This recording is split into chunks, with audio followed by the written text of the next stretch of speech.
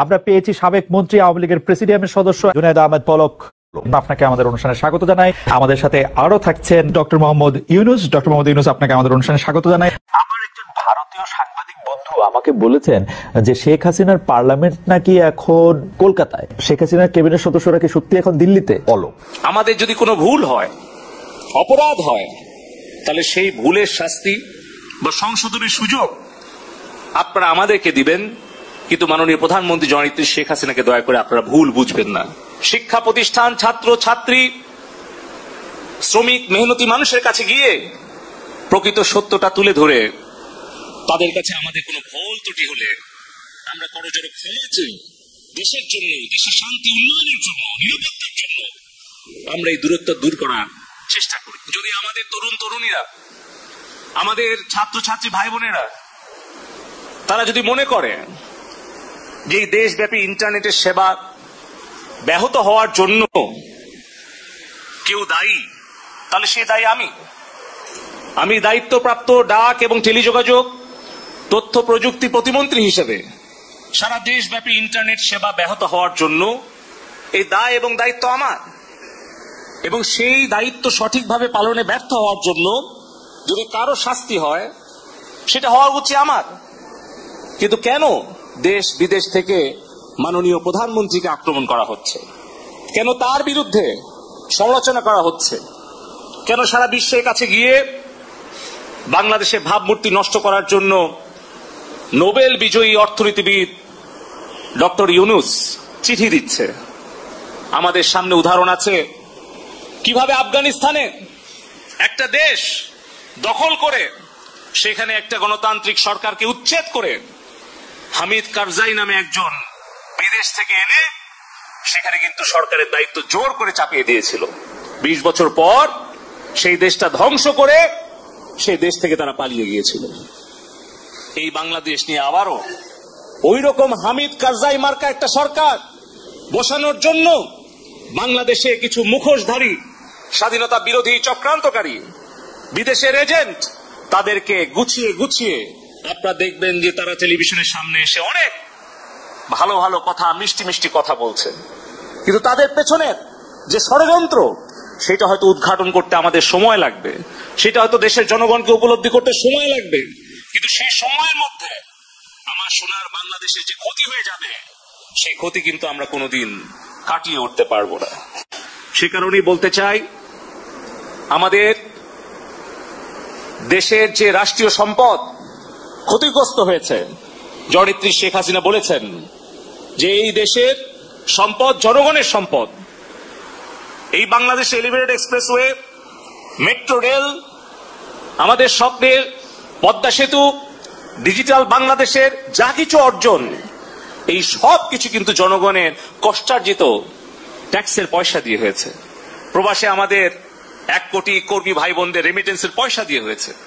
কিন্তু আজকে এই যে হাজার হাজার কোটি টাকার সম্পদের ক্ষতি যারা করছে, তারা নিশ্চয়ই বাংলাদেশের ভালো চাইতে পারে না। তারপরেও মাননীয় প্রধানমন্ত্রী জননেত্রী শেখ হাসিনা বলেছেন যে আমাদের দেশের সম্পদের ক্ষতি আমরা পূরণ করতে পারবো, কিন্তু আমাদের তরুণ প্রজন্মের হৃদয়ের যে ক্ষত সেটা কিন্তু আমরা পূরণ করতে অনেক হয়তো সময় লেগে যাবে। সে কারণে আমি বলতে চাই, আমাদের কারো যদি দায়িত্বে কর্তব্যে অবহেলার কারণে, আমাদের ব্যর্থতার কারণে যদি আমাদের তরুণ প্রজন্ম আমাদেরকে ভুল বুঝে আমাদের প্রতি ক্ষুব্ধ হয়, তাহলে সেই দোষের শাস্তি আমরা পাই। যদি দায়িত্বে কর্তব্যে আমাদের অবহেলা হয়, যদি আমাদের সেই শাস্তি ভোগ করতে হয়, আমরা সেই শাস্তি ভোগ করতে প্রস্তুত আছি। যে কোনো সিদ্ধান্ত মাথা পেতে নিতে রাজি আছি, কিন্তু আমাদের কষ্ট হয় যখন আমাদের কোনো ভুল বা আমাদের কোনো ব্যর্থতার কারণে আমাদের প্রাণপ্রিয় নেত্রী জননেত্রী শেখ হাসিনাকে দোষারোপ করা হয়, তার বিরুদ্ধে সমালোচনা এবং ষড়যন্ত্র করা হয়। সে কারণে আমি আবারও বলবো, আমাদের দেশের 5 কোটি ছাত্রছাত্রী ভাই বোনেরা আছে, আমাদের যদি কোনো ভুল হয়, অপরাধ হয়, তাহলে সেই ভুলের শাস্তি বা সংশোধনের সুযোগ আপনারা আমাদেরকে দিবেন। আপনাকে অনেক ধন্যবাদ, আপনি আমাদেরকে সময় দিয়েছেন। আমি সরাসরি প্রশ্নে চলে আসি। শেখ হাসিনা স্পষ্টতই আপনাকে অপছন্দ করেন, অনেক কিছুর জন্য আপনাকে দায়ী করেন, পদ্মা সেতু এবং এই সেই। এর কারণ কি বলে আপনি মনে করেন? আপনাকে কি তিনি তার প্রতিদ্বন্দ্বী মনে করেন, নাকি সত্যি তার কাছে এমন কোনো তথ্য রয়েছে যে আপনার বিশাল কোনো রাজনৈতিক অভিলাষ রয়েছে? আপনি কি রাজনৈতিক ভাবে তার প্রতিদ্বন্দ্বী হয়ে উঠছেন বলে তিনি আপনাকে অপছন্দ করছেন, না কি কারণে? আপনার কি মনে হয়? আমার মনে হয় উনি মনে করেন যে আমি দেশের সর্বোচ্চ ডাকু, সন্ত্রাসী, কিংবা আমি অপরাধী, আমি সেরা চোর, এই জাতীয় জিনিস মনে করেন। কাজে সেগুলো ব্যাখ্যা করেন উনি তার মুখে। উনি বলেন যে আমি সুদখোর, আমি ঘুষখোর, আমি সব এমন সব কটু শব্দ ব্যবহার করেন যাতে মনে হয় যে আমার সম্বন্ধে তার ধারণা খুবই খারাপ। কিন্তু এইটা তো এরকম ছিল না। আমরা দেখেছি যে 96 থেকে 2001 সাল পর্যন্ত নানাভাবে এই সরকারি বা আওয়ামী লীগ সরকারি আপনার সাথে, বা আপনি আওয়ামী লীগ সরকারের সাথে একসাথে কাজ করতে কোনো সমস্যা হয়নি। আপনি এইটার জায়গাটাকে একটু, ব্যাকগ্রাউন্ডটাকে আমাদের একটু বলা যাবে যে আপনার কাছে কি মনে হয় কেন এই শত্রুতার বা কেন এই অপছন্দের বিষয়টা একটু সৃষ্টি হলো বা তৈরি হলো? যেই হোক, এটা আমার তরফ থেকে হয়নি। আমি তাকে যথাযথ শ্রদ্ধা করে নিয়ে গেছিলাম আমাদের মাইক্রোক্রেডিট সামিটে ওয়াশিংটন ডিসিতে। আমাদের প্রধান অতিথি করে নিয়ে গেছি, সবাই সম্মান করেছে। তাই এই মাইক্রোক্রেডিটটা তখন পৃথিবীর সামনে আসছে, বড় আকারে আসছে, এবং এটা বাংলাদেশের অবদান হিসেবে সবাই স্বীকৃতি দিচ্ছে। ওয়াশিংটনে দুনিয়ার সেরা যারা সবাই উপস্থিত ছিলেন, তার মধ্যে আমরা ওনাকে নিয়ে গেছিলাম এই জন্য যে বাংলাদেশের পক্ষ থেকে এই গৌরবটা যেন তিনি আমাদের পক্ষ হয়ে গ্রহণ করেন। উনিও রাজি হয়েছেন, উনিও গেছেন, করেছেন। কাজে এটা স্বাভাবিকভাবে এই সম্পর্ক থেকে যাওয়ার কথা ছিল, কিন্তু কি কারণে এটা ঘাটতি হতে আরম্ভ করলে বুঝতে পারলাম না। কিছুদিন পর থেকেই ওনার আচরণ এবং তার শব্দ পরিবর্তন হতে আরম্ভ করলো। এমন পরিবর্তন হলো এখন আমাকে চোট বদমাইশ ছাড়া আর কোনো বিষয়ে উনি মনে করেন বলে মনে হয় না আমার কাছে। আসলে এটা নিয়ে কথা বলাটা একটু বিব্রতকরই, কিন্তু কেউ কেউ এটা বলে থাকেন যে বিশেষ করে যে 2007 সালে যে 111 সরকার আমরা যাকে বলি, তাদের যে বিরাজনীতিকরণের একটি চেষ্টা, সেই চেষ্টার মধ্যে আপনার অংশগ্রহণ আছে কিনা। যদিও বারবার বলা হয় যে আপনি আসলে সেই ক্ষমতাটা দখল করতে চেয়েছিলেন, অথচ আমরা উল্টা শুনেছি, আপনার মুখেও শুনেছি, যারা ওই সময় কৌশলভ ছিলেন তাদের মুখেও শুনেছি যে আপনাকে আসলে অফার করা হলো, আপনি সেটি ফিরিয়ে দিয়েছিলেন। কিন্তু কেউ কেউ আবার বলে থাকেন আপনি একটা লম্বা সময়ের জন্য চেয়েছিলেন। এইটি কি একটা কোনো কারণ হতে পারে? এই ব্যাপারটিকে আমাদের দর্শকদের জন্য মানে বা ইয়েদের জন্য একটু আপনি পরিষ্কার করবেন যে আপনি আসলে রাষ্ট্রের সর্বোচ্চ ক্ষমতায় বা রাজনীতির জায়গায়, দেশ পরিচালনায়, সেগুলিতে আপনি আসলে আসতে চেয়েছিলেন কিনা, চান কিনা? যদি চাইতাম তখন যখন মিলিটারি আমার বাসায় এসে বসে রইলো সারা রাত আমাকে রাজি করানোর জন্য, আমি তো লিখে নিতাম। রাজনীতি যদি বসে থাকতে হবে কেন? আমি যদি ক্ষমতায় চাইতাম বলে আজ চলেন চলেন, কি করতে, কি কোন জামাটা পড়তে হবে দেখিয়ে দেন, এখনই যাচ্ছি। আমি তো সেটা করিনি। তাদের সঙ্গে তর্ক করেছি, সারা রাত ধরে তর্ক করেছে যে না ভাই আমাকে দিয়েন না, আমি এই কাজের উপযুক্ত না, আপনারা অন্য লক্ষ্য যান। তারা আমার উপরে মন ঠিক করে ফেলেছে আমাকে নিতে হবে। আমি বারে বারে বলতেছি তাদেরকে, তারা নিরাশ হয়ে ফিরে গেল, বললো যে সকালবেলায় আবার আসবো, সকালবেলায় আসলে তখন আপনি আমাদেরকে বলেন যে রাজি আছেন। আমি বললাম না, সকালবেলা আসলে একই কথা পাবেন, কারণ আমি তো এটা এমন কিছু না যে মনের মধ্যে সন্দেহ রেখে দ্বন্দ্ব রেখে আপনাদেরকে বলছি, অত্যন্ত পরিষ্কার ভাবে আপনাদের কাছে বলছি। ঠিক আছে, তা না হলে তো আমি সঙ্গে সঙ্গে রাজি হয়ে যেতাম। কে ছাড়ে আপনাকে দেশের পুরো সরকারের প্রধান হবার জন্য আহ্বান জানাচ্ছে, বাংলাদেশে এরকম কয়জন মানুষ আছে বলবো যে না আমি এই দায়িত্ব গ্রহণ করব না। আমি তো করলাম সেটা। এখন আমার নামে বলা হচ্ছে 10 বছর চেয়ে। আমি বছর নিয়ে প্রশ্নই উঠে না।